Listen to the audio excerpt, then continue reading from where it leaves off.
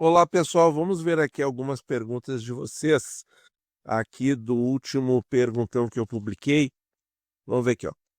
Se o preço ideal de um título pré-fixado é R$ 1.000, e aqui o Fábio, nosso amigo, está se referindo ao histórico do pré-com juros, ó. Como se explica essa situação de um deles ter custado, como mostrado no vídeo, valores acima de R$ 1.200? O que eu mostrei, pessoal? Eu mostrei isso aqui, ó, no histórico de preços e taxas. Investir, vamos ver. Não, tem que ser o resgatar, eu acho. Tomara que ele mantenha os gráficos, pegar aqueles mais antigos, que vão mostrar ali o período 2018 a 21, mais ou menos. E na parte de preço, ó. Então, olha aqui, ó, esse aqui é o prefixado com juros 27, ó. Ele realmente chegou a custar por um bom período, ali de setembro, outubro de 19. Claro, com alguns períodos abaixo de 1.200. Quer dizer, outubro de 19 até dezembro de 20, pessoal. Ficou mais de ano. Até ele perder, ficar estável nos R$ 1.000 agora em 23, 24 e agora em 25 perder os R$ 1.000. Então, isso aqui acontece pela precificação, pelo modelo matemático de precificação do tesouro pré-fixado com juros. O que acontece nos tesouros que pagam juros, pessoal? Nós pagamos, tá, antes os cupons de juros, tá? Não é brinde não, pessoal, a gente paga tudo, tá? Descontados a valor presente. Então, o que acontece? Quando a taxa desse título estava muito baixa, aí vamos ver o espelho dele. Olha aqui, ó. Ó, nossa senhora, na casa de 6% taxa total, hein? 6, 7%. O que acontece? Se você desconta todos os cupons de juros futuros a uma taxa de 6 a 7% ao ano, elas ultrapassam os R$ 1.000. Porque o que compõe o preço de um pré-fixado com juros? Todos os cupons de juros futuros trazidos ao valor presente, mais o pré-fixado, entre aspas, principal, que tem lá dentro, que é por exemplo, aqui nesse aqui seria o pré-fixado 27, né? Só que ele começou a ser negociado lá em 16. Então, no preço dele, pessoal, o que tinha? Ó, olha só, aqui, ó, a 691, quando ele tinha a taxa de 16%, ele tinha esse prefixado principal, mais 20 anos, 10 anos, 20 cupons, né? 2 por ano. Aqui ele tinha 14 cupons, 7 anos de cupons e mais o prefixado na taxa de 7% e aqui na taxa de 16%. Na taxa de 17%, 16%, o título é muito mais barato do que na taxa de 6%, sem contar o tempo. Então, por isso que o preço é muito mais caro aqui, né? Porque a taxa determinou que todos os ativos dentro do preço do prefixado, claro que tem os cupons e o principal, ficassem muito mais caros pela taxa muito baixa de desconto. Muito pouco desconto, pessoal. Tá 7%, 6, 7%, muito pouco. Realmente, agora tá fácil de analisar e de ver e de saber, porque a gente está com o espelho retrovisor, né? Já aconteceu. Mas realmente foi um período de exceção isso aqui, tá? Se a gente pegar o arquivão lá, qual arquivo? Esse aqui, pessoal. Cadê o arquivo? Deixa eu voltar aqui para ver se aparece o arquivo. Mas se a gente pegar esse, não tá aqui, peraí. Deixa eu mostrar para vocês certinho, pessoal. É esse arquivo aqui, ó. Histórico de preços e taxas. Consolidado de preços e taxas. Esse arquivo aqui é um arquivo muito grande, tá? Ele tem todas as cotações, preços e taxas de todos os títulos que já existiram, que existem e que existem no Tesouro Direto. Todos eles, só que está tudo desordenado. Você tem que realmente ter uma bela capacidade de processamento para poder usar esse arquivo aqui in natura, para ir catando os dados com o Excel, ou fazer rotinas de programação para explorar bem esse arquivo. Se você pegar todos os prefixados com juros, você vai ver que aquele preço de R$ 1.200 foram exceção à regra, tá? Foi realmente um período muito atípico na história do Tesouro Brasileiro, né. Então aqui, ó, se o preço ideal de um título prefixado é R$ 1.000, como se explica essa situação de um deles ter custado valores acima de 1.200? Então se explica por quê? Porque o preço do pré com juros é diferente de um pré-fixado comum, ele é calculado somando os juros futuros e os cupons futuros. E quando a taxa cai abaixo dos 10%, ele fica com ágio e ele passa a custar mais de R$ 1.000. Assim como os tesouros IPCAs com juros, que abaixo dos 6% também passam a ser negociados com ágio. E aí eles não ficam mais caros do que R$ 1.000, eles ficam mais caros porque eles não são regidos pelo valor nominal de R$ 1.000, eles são regidos pelo valor nominal atualizado, que é 4.530 aproximadamente, no comecinho de agosto de 25, que é quando eu estou gravando esse vídeo, né. E a outra pergunta, isso seria um ganho de marcação a mercado? Sim, sim, um sim bem grande aqui, tá. Por quê? Como a gente viu ali, quando a taxa em 2016 era 16% e ela caiu para 7, o preço dele foi de R$ 690 para 1.200. Foi um gigantesco ganho de marcação a mercado ali, né. Ali sim, belíssimo momento para sair do papel. Porque fixado, né, pessoal, pré-fixado você desculpa a minha sinceridade, é como eu penso, pré-fixado é para especular, tá, na minha visão. Então, se comprou para especular, belíssimo momento de sair, né. O problema é adivinhar, né, e não achar que ele continuaria a cair, né, cair mais a taxa. E mais, se eu tivesse comprado esse prêmio por volta de 2021, cotado a R$ 1.200 e pagando 5% ao ano, acho que foi um pouquinho mais. O meu saldo final seria R$ 1.000 mais esses 5% acumulados a cada ano, exatamente isso. Mal e mal cobrindo a inflação, exatamente. Então, intuitivamente eu evitaria investir num pré que estivesse acima de 1.000, sem dúvida, sem dúvida. Ou mesmo muito perto de R$ 1.000 na data da minha compra. Obrigado. Tá pensando muito corretamente. É isso mesmo. Por isso que hoje em dia, é isso que vocês sabem, pessoal, eu já fiz vídeo gravando. Teve uma época que eu fiquei bastante entusiasmado com esses prefixados com juros, mas acabou que eles não geraram um resultado bom para minha carteira, né. O que gerou resultado bom para minha carteira foi o IPCA com juros, né, em que eu vejo a cada semestre ou trimestre, né, porque eu tenho IPCA com juros de ano par e de ano ímpar, aquela renda, entre aspas, né, aquele cupom de juros vem mais alto, por 3 fatores, né. Porque eu estou sempre investindo mais e reinvestindo, tá. Claro, isso uma hora pode parar, não teria problema. O segundo caso, a alíquota do imposto de renda vai caindo, claro, isso pode mudar no futuro.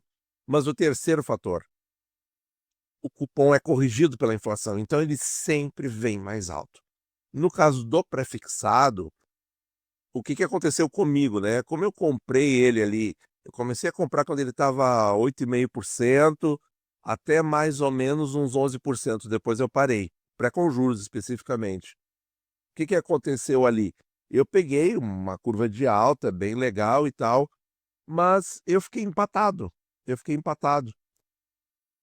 Com os cupons eu fiquei empatado, né, e saí antes de começar a perder, antes de ir para 12, 13, 14% como está agora, ou quase isso. Eu saí antes, mostrei para vocês aqui na área de membros como é que aconteceu isso, né, e o que eu comprei no lugar, porque eu achei que não dava mais, né. E é isso, e você tá com uma intuição muito boa, tá.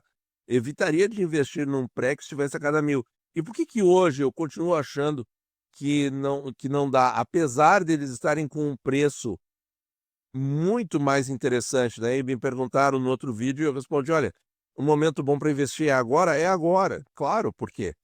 Porque esse pré com juros tá R$ 800, muito abaixo do valor nominal que é 1.000. Só que qual é o problema? Quando é que ele vai atingir os 1.000? Em 10 anos. Em 10 anos a inflação já digeriu esses R$ 200, né, 180 que faltam para chegar em 1.000, né.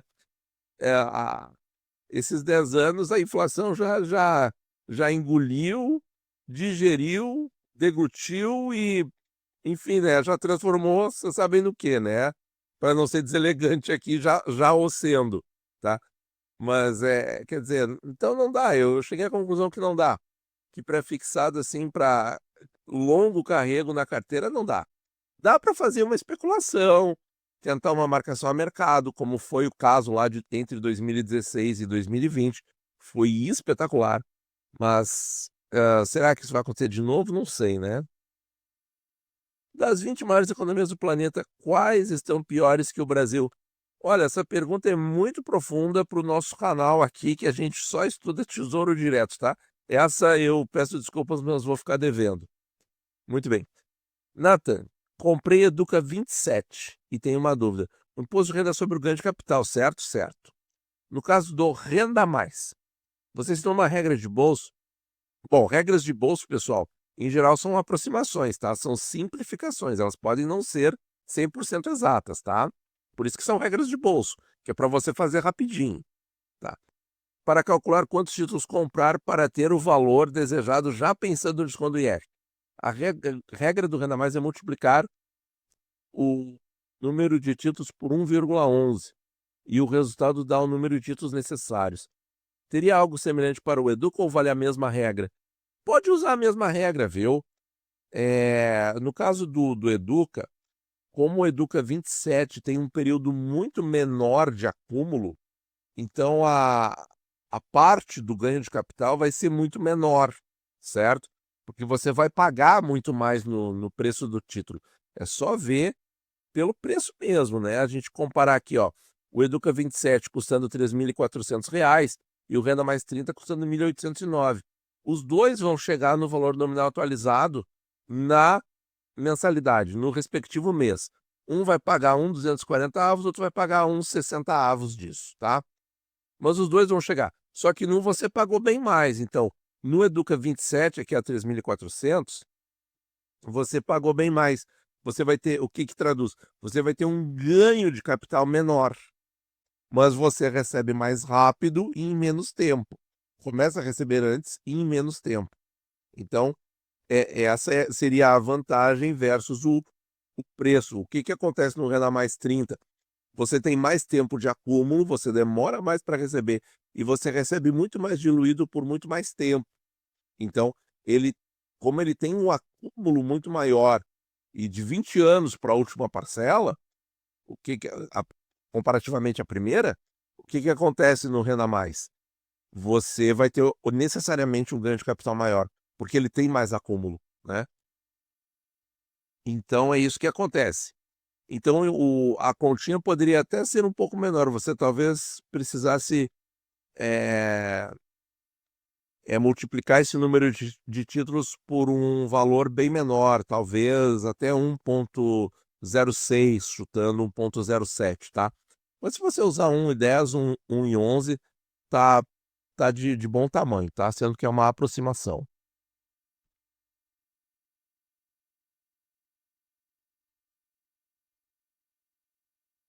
Então, para encerrar, o que é a estratégia forte?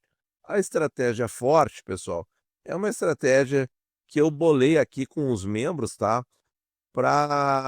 que é de nossa elaboração aqui, nosso uso, nós não vamos divulgar para a área aberta, porque a gente sabe que na internet nada se cria, tudo se copia.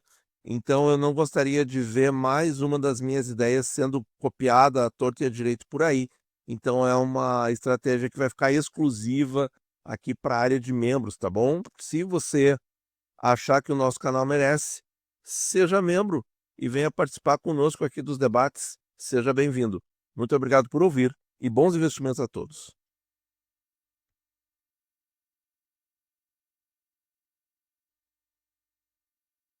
Como o Tesouro Direto precifica o juro real do Renda Mais 65? Eles extrapolam de títulos mais curtos? Excelente pergunta, tá? Nós não temos uma resposta clara sobre isso, tá? Por quê? Porque nós não temos dado, pessoal. É, é isso mesmo. Nós não temos dados, tá? Por exemplo, se a gente pegar aqui todos os prefixados, todos os IPCAs principais e os IPCAs com juros, nós vamos encontrar no mercado secundário um título que não vai ser igual, mas pelo menos vai ter uma data muito parecida, tá?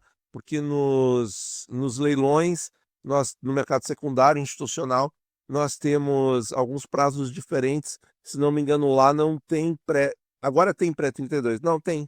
O Tesouro está mantendo 31 e 32 iguais nos leilões do Tesouro Direto. Teve algum período aí que não era igual e a gente tinha um prefixado mais longo, mas isso já acabou. Então, sim. Agora, no caso dos IPCAs principais, eles não existem nos leilões, só IPCAs com juros. Então a gente tem que adaptar um pouco. Mas a gente tem todos eles, tá? Tem todos esses prazos. Já no caso dos rendas, eles não acabam nessas datas aqui. Então, se você pegasse, por exemplo, o Renda Mais 50, existe um IPCA com juros 50 nos leilões para você ter uma taxa mais ou menos parecida? Existe. Mas ele não vai até 69, como esse Renda Mais vai. Então, o Renda Mais é um título diferente, completamente diferente, tá? De tudo que se tem no, no mercado institucional. Existe DI futuro para esses prazos? Também não, pessoal, tá? O DI futuro, no Brasil, ele funciona bem ali com muita negociação até 10 anos.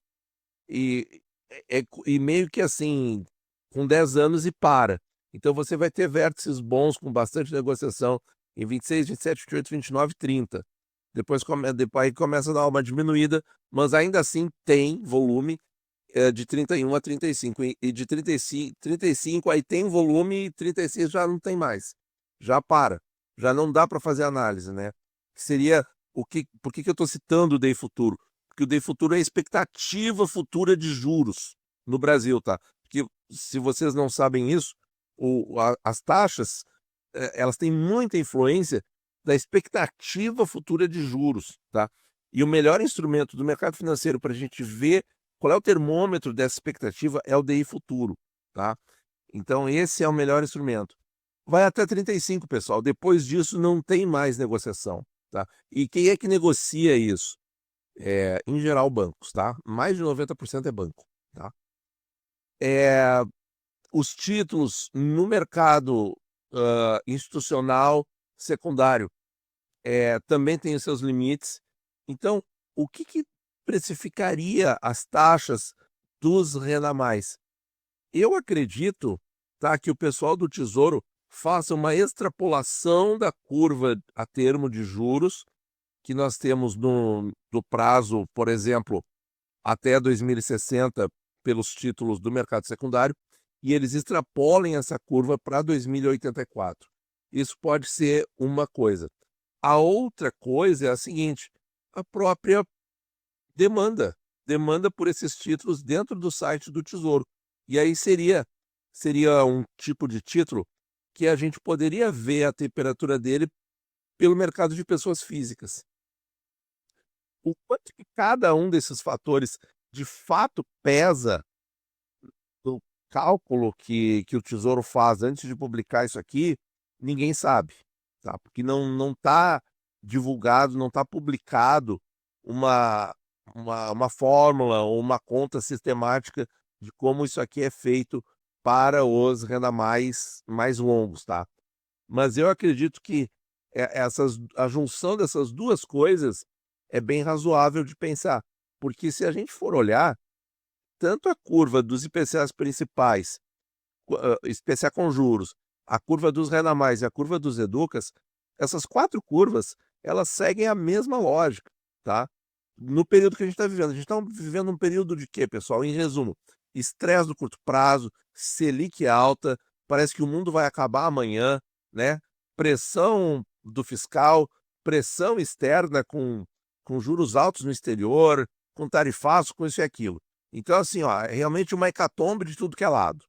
Então, taxas curtas mais altas que longas, inversão de curva. A gente observa esse padrão nos 4 grupos, nos Educas, nos Rendas, nos IPCAs com juros, nos IPCAs principais. Todos eles obedecem a isso. Então, eu acho que proporcionalmente cada um fazendo ali do seu jeito.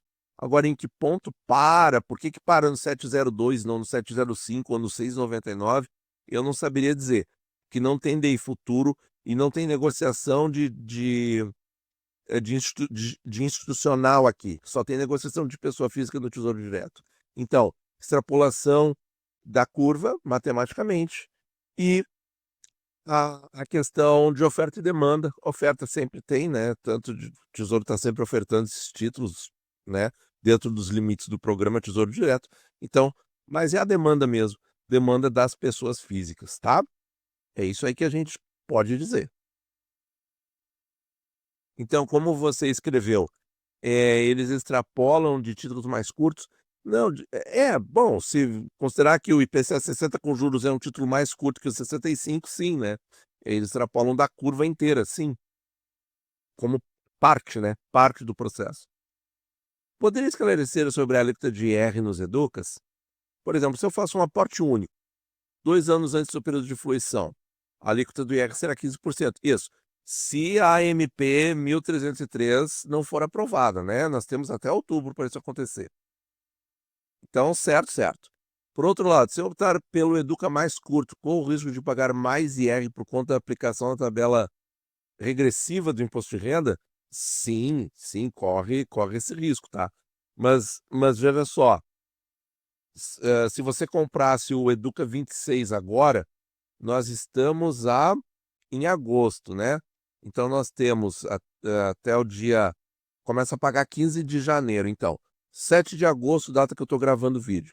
Então, setembro, outubro, novembro, dezembro, janeiro, paga 22,5 na primeira parcela, sobre o ganho de capital. Em fevereiro já passa para 20%, né? Daí, fevereiro, março, abril, maio, junho, julho. Agosto do ano que vem já passa para 17,5 e fica assim por um ano e depois passa para 15. Então também não é o fim do mundo, viu? Vai caindo aí gradualmente, você vai pagar um pouquinho mais no começo, mas depois segue a tabela regressiva. E é só sobre o ganho de capital.